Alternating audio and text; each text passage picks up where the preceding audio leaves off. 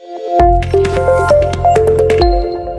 Hello नमस्ते जी, सत श्री अकाल, अस्सलाम वालेकुम। आज रिएक्शन है real history of sultan Salahuddin Ayyubi पर। और मैंने 2.5 महीने पहले एक रिएक्शन वीडियो बनाया था सुल्तान सलाहुद्दीन अय्यूबी पर। तो मुझे यार अब एग्जैक्टली वो उतना पूरा का पूरा तो याद नहीं है, पर एक चीज मैं अपनी तरफ से बोलूंगी इस वीडियो की स्टार्टिंग में कि ये कैरेक्टर वाइज इतने स्ट्रॉन्ग इंसान थे कि इनको एक लड़की के साथ रूम में मतलब जानबूझ के इन्हें रिझाने के लिए भेजा गया था एक लड़की को, बट स्टिल बिल्कुल भी गलत नजर से नहीं देखा। और that speaks a lot about his character, so I salute him for this. और भी बहुत सारी चीजें इनके बारे में बोली गई थी उस टाइम पे, पर मुझे याद नहीं है। And it was a short video, like ये एक डिटेल्ड वर्जन है, तो मुझे अच्छे से समझ में आएगा कि क्या हिस्ट्री रही होगी सुल्तान साहब की। देखो, हो सकता है आपको इनकी हिस्ट्री के बारे में कुछ जानकारी हो, पर एग्जैक्टली क्या हिस्ट्री थी सच्ची वो नहीं पता हो, तो इस वीडियो को एंड तक जरूर देखिएगा। पर उससे पहले अगर आपने मुझे इंस्टाग्राम पे फॉलो नहीं किया है तो follow, the link is given in the description. I hope you will love the reels जो बड़ी मेहनत से बनाई जा रही है, कॉमेडी वाली अच्छी हैं, देखना एक बार जाकर के, ठीक है? और कमेंट्स में बताना कैसी लगती हैं। दोस्तों, आप में से कुछ लोग ज़रूर ऐसे होंगे कि जो इस्लाम के इतिहास में सलाहुद्दीन अय्यूबी जैसे इंसान की अहमियत को बखूबी जानते होंगे, लेकिन ज़्यादातर लोगों की तादाद ऐसी होगी कि जो इस महान शख्स से भी वाकिफ़ नहीं होंगे। और उसकी सबसे मेन वजह यही है कि आज हमारी नई जनरेशन्स ने अपना हीरो आयरन मैन, सुपरमैन और बैटमैन जैसे बड़े बड़े फर्जी करैक्टर्स को बना रखा है, जिनका असल में इस दुनिया में कोई वजूद भी नहीं है। हालांकि वो अपनी तारीख के उन बड़े करैक्टर्स को भूल गए हैं कि जिनकी बदौलत मुसलमानों ने आज इस दुनिया में अपने वजूद को बाकी रखा हुआ है। दोस्तों, फ़िलिस्तीन के यरूशलेम में मौजूद मस्जिद अक्सा, जिसे हम बैतुल मक़दिस के नाम से भी जानते हैं, वो दुनिया की इकलौती ऐसी जगह है कि जिस जगह पर 3 धर्मों के मानने वाले लोग अपना अपना हक जताते हैं। यानी मस्जिद अक्सा एक ऐसी जगह है कि जो ईसाई धर्म में भी बहुत ज़्यादा अहमियत रखती है, वहीं दूसरी तरफ यहूदी भी उसे अपनी अहमियत देते हैं, और तीसरी तरफ इस्लाम के मानने वाले लोग भी बहुत ज़्यादा उसे अपना समझते हैं। और बैतुल मुक़द्दस को इस्लाम का दिल माना जाता है। उसकी वजह यह है कि बैतुल मुक़द्दस इस्लाम का क़िबला अव्वल है, यानी काबे से पहले उसी की तरफ मुँह करके नमाज अदा की जाती थी। और यही वजह है कि इस्लाम में बैतुल मुक़द्दस को इतनी ज़्यादा अहमियत दी गई है। यानी इस्लाम में काबे के बाद अगर सबसे बड़ा मर्तबा किसी इमारत का समझा जाता है तो वो बैतुल मुक़द्दस ही है। बैतुल मुक़द्दस से 3 मजहबों की अक़ीदत के जुड़े होने की वजह से ही हमेशा से ही मुसलमानों, यहूदियों और ईसाइयों के दरमियान इस पर अपना हक जताने के लिए जंगें होती आई हैं। और ये कभी यहूदियों के हाथ में रहा, कभी ईसाइयों के, तो कभी मुसलमानों के भी हाथ में आया। लेकिन अफसोस आज ये मुसलमानों के हाथ से तकरीबन निकल चुका है। दोस्तों, आज की इस वीडियो में हम बात करने वाले हैं एक ऐसे ही बहादुर योद्धा के बारे में कि जिसने बैतुल मुक़द्दस को फ़तह किया था, और उस शख्स को दुनिया सुल्तान सलाहुद्दीन अय्यूबी के नाम से जानती है। सबसे ज़्यादा हैरत की बात यह है कि सुल्तान सलाहुद्दीन अय्यूबी को जितनी इज़्ज़त की निगाहों से मुसलमान देखते हैं, उतनी ही इज़्ज़त की निगाहों से गैर मज़हब यानी ख़ास तौर से ईसाई के लोग भी देखते हैं। हालांकि हम सब लोग बखूबी जानते हैं कि सुल्तान सलाहुद्दीन अय्यूबी ने बैतुल मुक़द्दस को ईसाइयों से ही फ़तह किया था, यानी ईसाइयों से छीना था। उसके बावजूद भी आखिर ऐसी क्या वजह है कि सुल्तान सलाहुद्दीन अय्यूबी को ईसाई भी बड़े ही इज़्ज़त की निगाह से देखते हैं? तो चलिए आज की इस वीडियो में हम इन तमाम बातों पर बात करेंगे। वीडियो को शुरू करने से पहले बस मेरी छोटी सी गुजारिश है कि जो लोग चैनल पर नए आए हैं तो चैनल को सब्सक्राइब करते हुए साथ ही में बेल आइकन को भी दबा दें, और हमारी हौसला अफजाई के लिए हमारी वीडियो को ज़रूर लाइक किया कीजिए, ताकि इसी तरह की हिस्टोरिकल और नॉलेजेबल वीडियोज़ का ये सिलसिला हम जारी रख सकें। सुल्तान सलाहुद्दीन अय्यूबी की पैदाइश 1138 ईस्वी में हुई। आपका पूरा नाम सुल्तान सलाहुद्दीन यूसुफ बिन अय्यूब था। आपकी सल्तनत को अय्यूबी सल्तनत के नाम से जाना जाता है। आपकी सिपह सालारी में आपकी फ़ौज ने बहुत सारे इलाकों को फ़तह किया, और सबसे ख़ास बात यह है कि सुल्तान सलाहुद्दीन अय्यूबी को इस्लाम में इसलिए भी ज़्यादा अहमियत दी जाती है क्योंकि ये वो मुजाहिद थे कि जिन्होंने इस्लाम में काबे के बाद सबसे ज़्यादा अहमियत दी जाने वाली इमारत यानी बैतुल मुक़द्दस को जालिम ईसाइयों के हाथ से छीनकर फ़तह कर लिया था। اور اس پر مسلمانوں کی حکومت قائم کر دی تھی۔ عیسائیوں نے مسلمانوں سے جب بیت المقدس کو چھینا اور بیت المقدس پر فتح حاصل کی تو مسلمانوں پر ظلم و ستم کی حدیں پار کر دیں۔ بیت المقدس کی کہانی شروع ہوتی ہے کافی لمبے وقت پہلے سے۔ حضرت عمر فاروق اعظم کے دور میں مسلمانوں نے بیت المقدس کو فتح کر لیا تھا اور اس کے بعد تقریباً 3 صدیوں سے زیادہ مسلمانوں کے پاس ہی اس کی باغ ڈور رہی، لیکن پھر اس کے بعد دھیرے دھیرے مسلمان کمزور پڑنے لگے۔ مسلمان چھوٹے چھوٹے فرقوں میں بڑھ گئے، جس کا نتیجہ یہ ہوا کہ اس وقت کی مسلم سلطنت جو کہ سلجوق سلطنت تھی وہ کمزور پڑ گئی، اور دھیرے دھیرے فلسطین، سیریا جیسے علاقوں پر عیسائیوں نے قبضہ کرنا شروع کر دیا، اور آخرکار 1099 میں عیسائیوں نے مسلمانوں سے بیت المقدس کو بھی چھین لیا۔ مسلمانوں کے ہاتھوں سے جب بیت المقدس نکل گیا اور وہاں پر عیسائی ظالموں کی حکومت ہو گئی تو پوری اسلامی دنیا میں ماتم کی لہر چھا گئی، کیونکہ یقیناً بیت المقدس کو اسلام میں بہت زیادہ اہمیت حاصل تھی۔ اگر ہم دوسرے لفظوں میں کہیں تو بیت المقدس اسلام کا ایک دل ہے، لہٰذا اسی وجہ سے ہر بندہ پریشان تھا کہ اب کیا ہوگا۔ عیسائیوں نے فلسطین میں لاکھوں مسلمانوں کا خون بہایا، چھوٹے چھوٹے بچے، بوڑھوں، عورتوں، کسی کو بھی نہیں بخشا، یہاں تک کہ حالت ایسی ہو گئی کہ فلسطین کے پوری زمین پر مسلمانوں کا خون ہی خون نظر آ رہا تھا۔ اس کے بعد کئی مسلم حکمرانوں نے لگاتار بیت المقدس کو فتح کرنے کی کوشش کی، لیکن ہزاروں شہادتوں کے باوجود بھی ہر حکمران ناکام رہا اور بیت المقدس پر مسلمانوں کو فتح نصیب نہیں ہو پائی۔ آخرکار ہمیشہ کی طرح وقت نے پھر سے انگڑائی لی اور پیدائش ہوتی ہے ایک ایسے شخص کی جس کا نام تھا نور الدین زنگی۔ نور الدین زنگی نے اپنی زندگی کا یہ مقصد بنا لیا تھا کہ چاہے کچھ بھی ہو جائے مجھے بیت المقدس کو فتح کرنا ہے، اور ان کے پاس ایک ایسا ممبر بھی موجود تھا جو انہوں نے یہ خواہش کر کے ہی بنوایا تھا کہ جب میں بیت المقدس کو فتح کروں گا تو اس مسجد میں اس ممبر کو نصب کروں گا، لیکن افسوس خدا تعالیٰ کو کچھ اور ہی منظور تھا۔ نور الدین زنگی کی فوج میں ایک عام سپاہی تھا جس کا نام تھا صلاح الدین ایوبی۔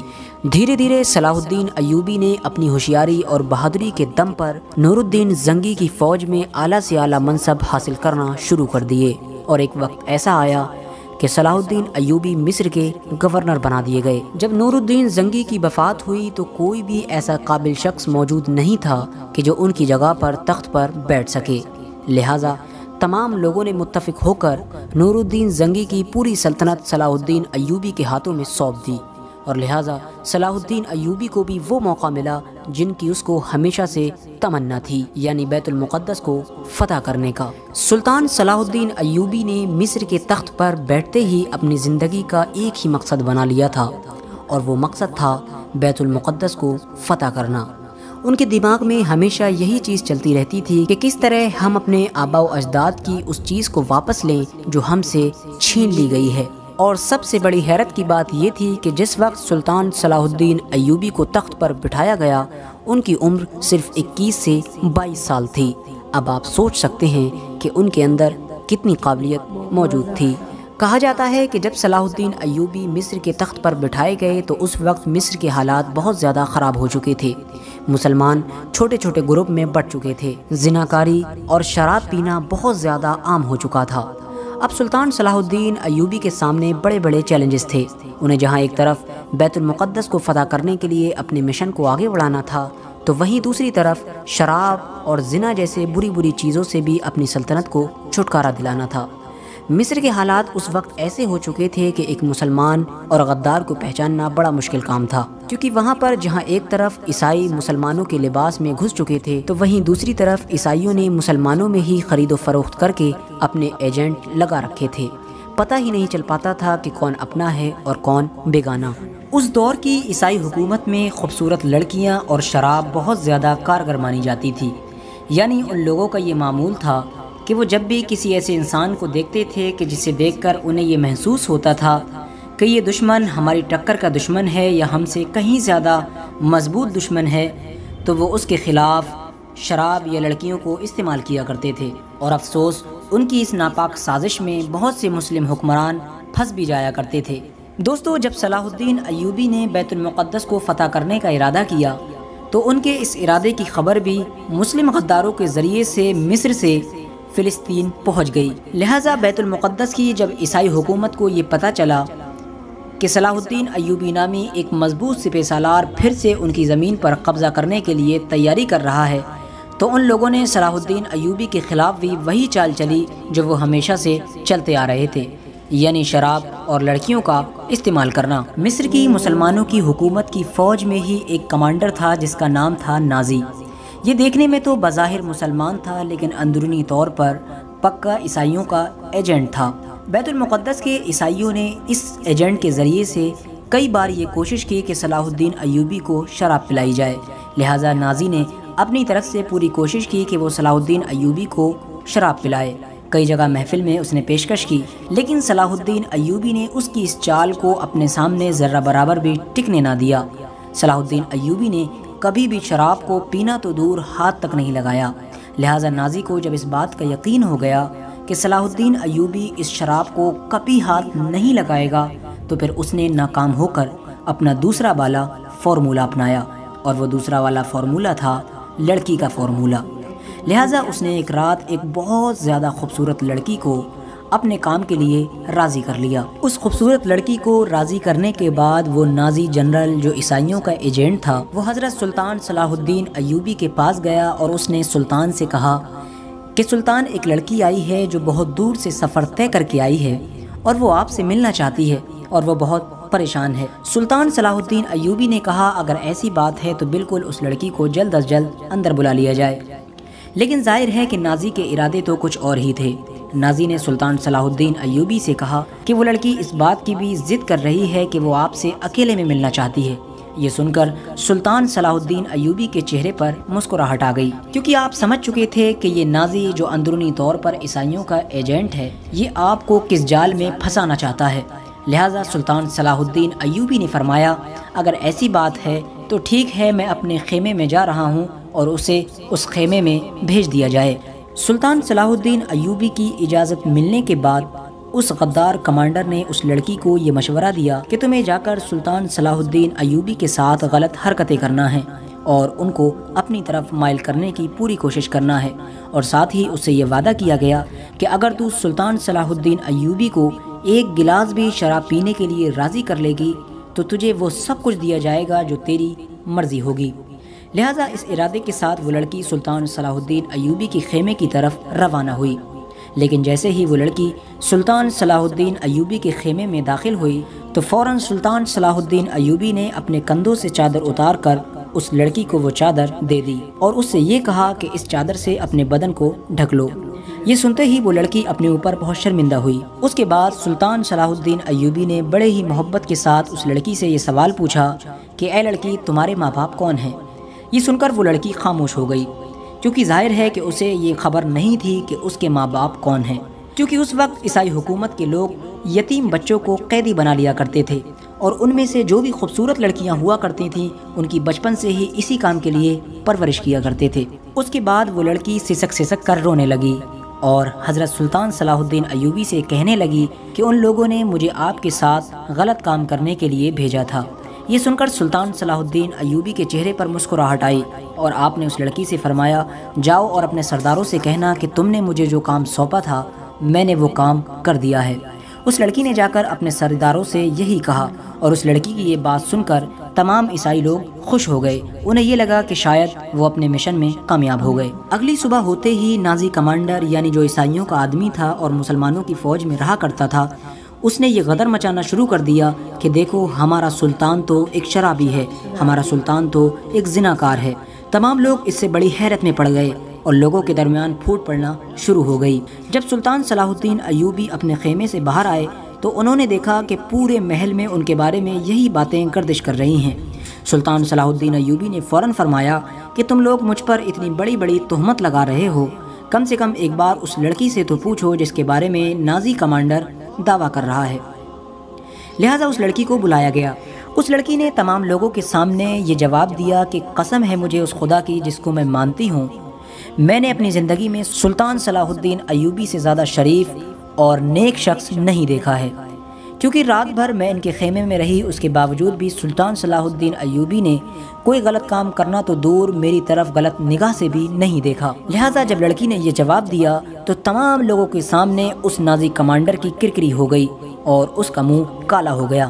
عیسائیوں کی جب یہ لڑکی اور شراب دونوں سازشیں ناکام ہو گئیں تو اس کے بعد بھی انہوں نے مسلسل سلطان صلاح الدین ایوبی کے خلاف سازشیں جاری رکھیں، لیکن وہ ہر سازش میں ناکام ہوئے جاتے تھے۔ لہٰذا اب ان لوگوں کو ڈر ستانے لگا تھا کہ آخر سلطان صلاح الدین ایوبی سے کیسے نپٹا جائے، ورنہ ایک دن وہ آئے گا کہ یہ بیت المقدس کو ہمارے ہاتھوں سے چھین لے گا۔ آخرکار جب سلطان صلاح الدین ایوبی نے مصر کی تمام مصیبتوں سے چھٹکارا پا لیا اور مصر میں اپنی سلطنت کو بہت زیادہ مضبوط کر دیا تو پھر انہوں نے بیت المقدس کے راستے پر روانہ ہونے کا ارادہ کیا۔ بالآخر سلطان صلاح الدین ایوبی اپنی فوج کے ساتھ بیت المقدس کو فتح کرنے کے لیے مصر سے نکل پڑے۔ سلطان صلاح الدین ایوبی اور ان کی فوج کے لوگوں میں جہاد کا جذبہ کوٹ کوٹ کر بھرا ہوا تھا اور ان لوگوں کی زندگی کا صرف ایک ہی مقصد تھا، بیت المقدس کی فتح۔ اور پھر ہتین کے میدان میں عیسائی اور مسلمانوں کی فوجیں آمنے سامنے ہوئیں۔ بہت خطرناک جنگ شروع ہوئی جس میں مسلمانوں کی فوج نے عیسائیوں کی فوج کا صفایا کرنا شروع کر دیا۔ سلطان صلاح الدین ایوبی کی خوخار فوج ظالم فوج کا صفایا کرتے ہوئے بیت المقدس کی طرف اپنے قدم دھیرے دھیرے بڑھا رہی تھی اور خود سلطان صلاح الدین ایوبی اپنی فوج کا جوش بڑھانے کے لیے اپنی فوج کے درمیان میں آ کر عیسائیوں کے ساتھ جنگ کر رہے تھے۔ ہزاروں ظالم فوجیوں کو قتل کر دیا گیا اور ہزاروں عیسائی سپاہیوں کو گرفتار کر لیا گیا۔ سلطان صلاح الدین ایوبی نے اپنے گھوڑے کی رفتار بڑھائی اور بیت المقدس پر اسلام کا جھنڈا بلند کر دیا، اور اسی دن سے مسیحی حکومت کا وہاں سے خاتمہ ہو گیا اور مسلمانوں کی حکومت قائم ہو گئی۔ سلطان صلاح الدین ایوبی اپنی پوری عظیم فوج کے ساتھ پوری شان و شوکت کے ساتھ بیت المقدس میں داخل ہوئے۔ جب بیت المقدس کو مسلمانوں نے فتح کیا تو وہاں کے عیسائی لوگوں کو یہی امید تھی کہ شاید انہیں قتل کر دیا جائے گا، کیونکہ انہیں معلوم تھا کہ جب ہم لوگوں نے بیت المقدس کو فتح کیا تھا تو ہم نے مسلمانوں کا قتل عام کیا تھا۔ لیکن سلطان صلاح الدین ایوبی نے ویسا کچھ بھی نہیں کیا جیسا اس وقت کی عیسائی فوجوں نے مسلمانوں کے ساتھ کیا تھا۔ سلطان صلاح الدین ایوبی نے تمام عیسائیوں کو فدیہ لے کر وہاں رہنے کی اجازت دے دی، اور جو لوگ غریب تھے، فدیہ نہیں دے سکتے تھے، ان کا فدیہ خود سلطان صلاح الدین ایوبی اور ان کے بھائی نے ادا کیا۔ اس کے بعد سلطان صلاح الدین ایوبی نے نور الدین زنگی کا وہ ممبر بیت المقدس میں نصب کر دیا، جو ممبر نور الدین زنگی نے اس خواہش کے ساتھ بنوایا تھا کہ جب وہ بیت المقدس کو فتح کریں گے تو اس میں یہ ممبر رکھا جائے گا۔ لیکن دیکھیے خدا کو کیا منظور تھا کہ نور الدین زنگی کی خواہش سلطان صلاح الدین ایوبی نے پوری کی۔ بیت المقدس کی فتح کی خبر جب پوری دنیا میں ہوا کی طرح پھیل گئی کہ سلطان صلاح الدین ایوبی نام کے ایک انسان نے بیت المقدس کو فتح کر لیا ہے تو تمام دوسری عیسائی حکومتوں میں تہلکہ مچ گیا۔ دیکھتے ہی دیکھتے تمام عیسائی حکومتوں نے آپس میں ایکتا کر لی اور انگلینڈ، جرمنی، فرانس، اس طرح کے تمام دیشوں نے مل کر ایک فوج تیار کی۔ انگلینڈ کا بادشاہ رچرڈ اور فرانس کا بادشاہ فلپ اپنی فوجوں کو لے کر فلسطین کی طرف روانہ ہوئے۔ عیسائیوں کی اس پوری فوج کی تعداد تقریباً 6 لاکھ تھی، وہیں سلطان صلاح الدین ایوبی کی فوج کی تعداد کچھ ہزاروں میں ہی تھی، لیکن اس کے باوجود بھی مسلسل سلطان صلاح الدین ایوبی تقریباً 3 سے 4 سال تک لگاتار اس فوج کا مقابلہ کرتے رہے۔ آخرکار عیسائی فوجوں کو یہ لگنے لگا کہ انہیں اب کچھ ہاتھ نہیں آنے والا ہے، تو انہوں نے سلطان صلاح الدین ایوبی سے صلح کر کے واپس جانے کا ارادہ کر لیا، اور آخرکار اس طرح سے سلطان صلاح الدین ایوبی نے پوری دنیا میں یہ ثابت کیا کہ وہ اپنے دور کے سب سے مضبوط، سب سے بہادر اور سب سے ہوشیار سپہ سالار ہیں۔ سلطان صلاح الدین ایوبی ایک بہادر اور نڈر جنگجو ہونے کے ساتھ ساتھ بہت نیک دل انسان بھی تھے۔ وہ ہمیشہ بہت زیادہ صدقہ کیا کرتے تھے۔ ہر غریب انسان کو وہ اپنے سینے سے لگایا کرتے تھے اور اس سے محبت سے باتیں کیا کرتے تھے۔ وہ اپنی سلطنت میں ہمیشہ ان لوگوں سے ملنا زیادہ پسند کیا کرتے تھے جو غریب اور کمزور ہوا کرتے تھے۔ انہوں نے اپنی زندگی میں جو بھی روپیہ کمایا اس کا زیادہ تر حصہ انہوں نے صدقہ ہی کر ڈالا۔ ان کے پاس کبھی اتنا پیسہ بھی جمع نہیں ہو پایا کہ وہ حج کا فریضہ ادا کر سکیں۔ ان کی ہمیشہ سے یہ خواہش تھی کہ وہ ایک بار حج ضرور کریں، لیکن وہ جنگوں میں اتنا زیادہ مصروف رہے کہ انہیں اس چیز کا موقع بھی نہیں مل سکا، اور دوسری وجہ یہ بھی تھی کہ ان کے پاس اتنا پیسہ ہی جمع نہ ہو پایا کہ ان کے اوپر حج فرض ہو سکے۔ اب مسلم اور غیر مسلم ہر ایک سے برابری کے ساتھ ملا کرتے تھے، لہٰذا آپ کی یہ نرمی اور آپ کی یہ دریا دلی کی ہی وجہ تھی کہ تمام عیسائی لوگ بھی آپ کی آج بھی بہت زیادہ تعریفیں کیا کرتے ہیں۔ سلطان صلاح الدین ایوبی کی نیک دلی کا صرف ہم اس بات سے اندازہ لگا سکتے ہیں کہ جب آپ کی وفات ہوئی تو آپ نے اپنی نسلوں کے لیے وراثت میں کچھ بھی نہیں چھوڑا تھا۔ آپ کے مرنے کے بعد آپ کی وراثت میں صرف ایک گھوڑا، ایک تلوار، ایک زرہ، ایک دینار اور صرف 36 درہم تھے، اور ان تمام چیزوں کی قیمت ملا کر بھی اتنی قیمت نہیں بن پائی تھی کہ اس قیمت کے ذریعے سے آپ کی تدفین یعنی آپ کو دفنایا جا سکے۔ لہٰذا آپ کے دفنانے کا خرچہ بھی اس وقت کے خلیفہ نے اٹھایا تھا۔ اب آپ خود سوچ سکتے ہیں کہ جس شخص نے پوری زندگی بھر سلطنت کی، اس کے باوجود بھی اس نے اپنے لیے اتنا پیسہ بھی نہیں بچایا کہ جس پیسے کے ذریعے سے صرف اس کی تدفین ہی کی جا سکے۔ لہٰذا یہ تھے ہمارے اصل ہیرو کہ جن کی زندگی یقیناً ہمارے لیے ایک آئیڈل ہے۔ آج کے لیے بس اتنا ہی۔ ویڈیو پسند آنے کی صورت میں اپنے دوستوں، احباب، رشتہ داروں کے ساتھ ضرور شیئر۔ انہوں نے بالکل صحیح بولا کہ یہ تھے اصلی hero. This is what is called a real life hero.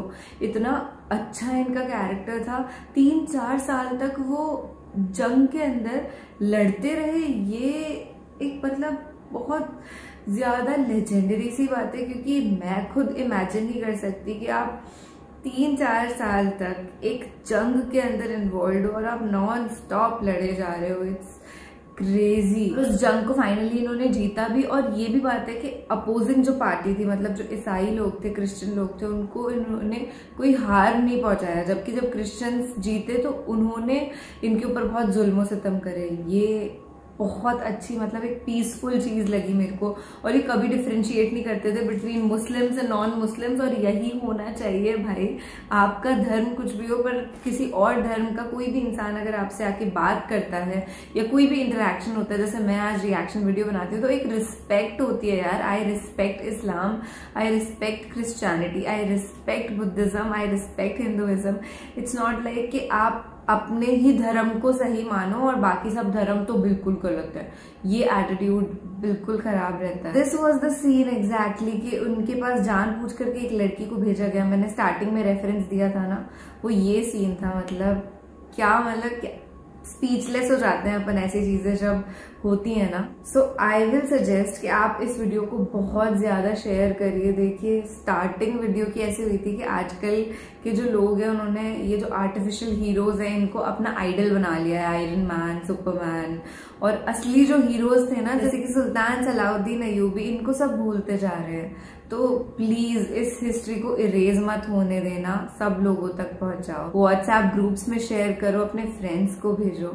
This is Kilaya React signing off. Thank you so much for watching this video. دیکھو میں جتنا شیئر کر سکتی ہوں میں تو کر ہی دیتی ہوں، باقی آگے آپ کی رسپانسبلٹی ہے۔ آپ مجھے انسٹاگرام پہ بھی فالو کر سکتے ہیں میرا کانٹینٹ ایکسپیرینس کرنے کے لیے، اور میرا ایک اور یوٹیوب چینل ہے، اس کا بھی لنک ڈسکرپشن میں دے رکھا ہے۔ Bye bye.